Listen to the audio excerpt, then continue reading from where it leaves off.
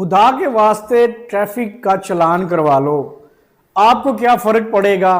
इस मुल्क के लिए चालान करवा लो, इस कौम के लिए चालान करवा लो, खुदा के लिए मेरी नौकरी बचाने के लिए चालान करा लो।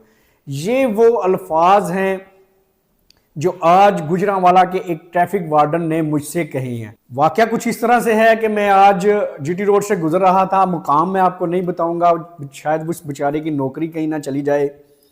ट्रैफिक वार्डन ने मुझे रोका, चूंकि मेरी गाड़ी पे कोई ऐसा मीडिया कोई ऐसा कुछ नहीं लिख रहा है कि आम पब्लिक की तरह मैं अपनी गाड़ी यूज़ करता हूँ। तो उसने मुझे रोका और मुझे कहता है कि आपने सीट बेल्ट लगाई है। कुदरती मैंने सीट बेल्ट लगाई हुई थी। तो मुझे कहता है ड्राइविंग लाइसेंस दिखाएं। मैंने ड्राइविंग लाइसेंस भी दिखाया और मुझसे थोड़ी देर बाद मुखातब होकर कहने लगा, मैं आपसे एक रिक्वेस्ट करना चाह रहा हूँ। मैंने कहा जी बताइएगा। खुदारा 1000 रुपये का चालान करवा लें।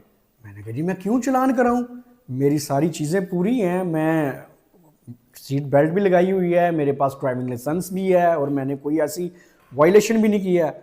तो यकीन करें कि बड़ी सी गाली हुकूमत को निकाल के कहता है कि हमें टारगेट दिया गया है और अगर मैंने शाम तक वो टारगेट पूरा आज का ना किया तो मेरी एक्सप्लेनेशन कॉल हो जाएगी।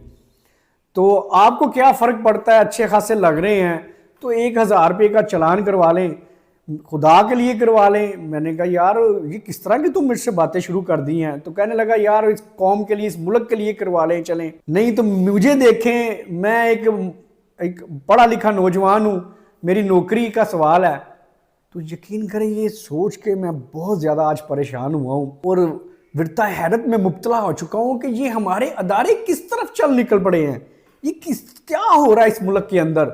मोहतरमा मरियम नवाज साहिबा, ये क्या आप पंजाब को किस तरफ लेकर जा रही हैं? आयशा भट्ट साहिबा, आप सीटीओ ट्रैफिक हैं, ये किस तरफ को लेकर जा रही हैं अदारे को कि नौजवान जो आपके हमारे जो मुल्क के जो पढ़े लिखे तबके के लोग हैं जो सरकारी नौकरी को एक एम समझते थे, ये किस तरह से उनसे ड्यूटियां ले रहे हैं कि वो अब इस नहज पर पहुंच चुके हैं कि अच्छे बुरे की तमीज़ किए बगैर वो अपने टारगेट्स को अचीव करें।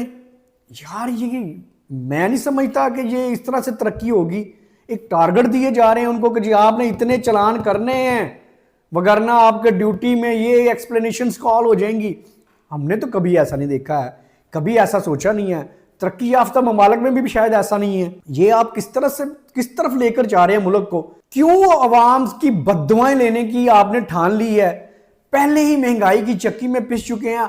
सरकारी अदारों का काम है अवाम को रिलीफ फराहम करना, ना कि उन्हें नोचना।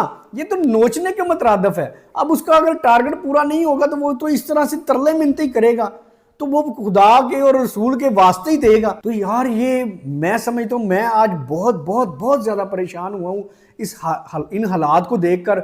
और यकीनन वो जो आप आए दिन देखते हैं कि रिक्शा जला दिया, मोटरसाइकिल जला दी और झगड़े शुरू हो गए ट्रैफिक वार्डन के साथ, हाथापाई शुरू हो गई, गालम गलोच हो गया, मारकुटाई हो गई, FIR हो गई।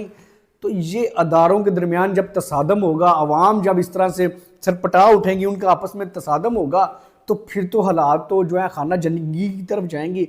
और आप कहते हैं कि हम तरक्की कर रहे हैं। ये कैसी तरक्की है यार? खुदारा ये टारगेट्स देने वाला सिस्टम ख़त्म करें। हाँ ठीक है, जो वायलेशन करे, जो कानून की खिलाफ वर्जी करे, हम उसके खिलाफ हैं।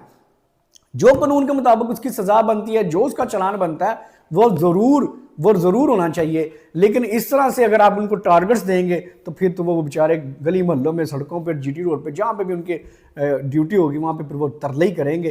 तो ये अदारों का कैसे वकार बहाल होगा, इस हवाले से आपको सोचना होगा।